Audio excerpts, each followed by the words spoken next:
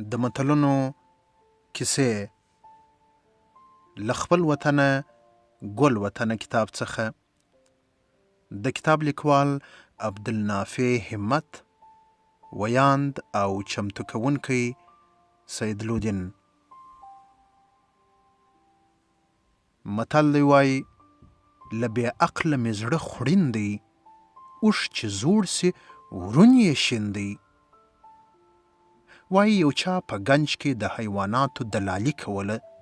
2 نفره به یې د پسه، بوزې، غوا، خره، اوښ او یا آس په سودا کې سره جوړ کړل او بیا به یې له دواړو خواو څخه یوه اندازه پیسې غوښتې. له څو کالو راهیسې دا کار کاوه او په همدې ډول یې د کور ګزاره کوله. یو ورځ یې یوه انډوال خپل یو زوړ اوښ په لاس ورکړ چې ورخرڅ یې کړي. ده هم د اوښ په صفتونو خوله پورې کړه. ول دونه ښه اوښ دی، دونه ځوان دی، داسې بار وړي، دا دی او ها دی. په دې وخت کې یو بل انډوال راغی چې هغه بیا غوښتل اوښ رانیسي. کله چې له خپل دلال انډوال څخه د اوښ صفتونه واورېدل نو غوښتل یې چې اوښ رانیسي.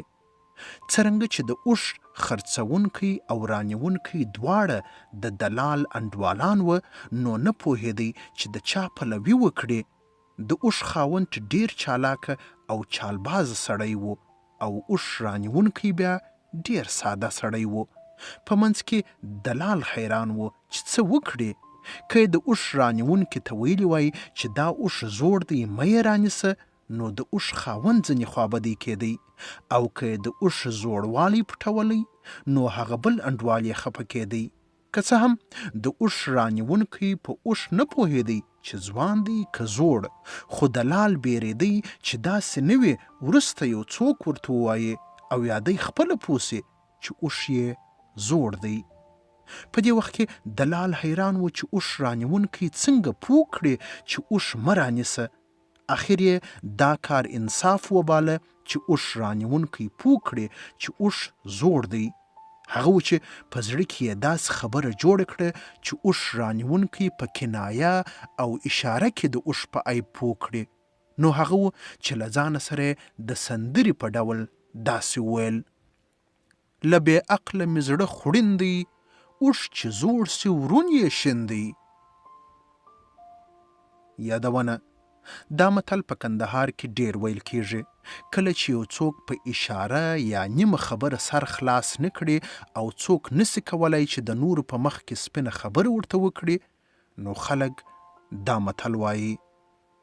د کتاب لیکوال وایي چې دا کیسه مې په 1990 شمسي کال د لیندۍ د میاشتې پر 20 نیټه له عصمت الله بهیر څخه په ټلیفون کې اورېدلې ده.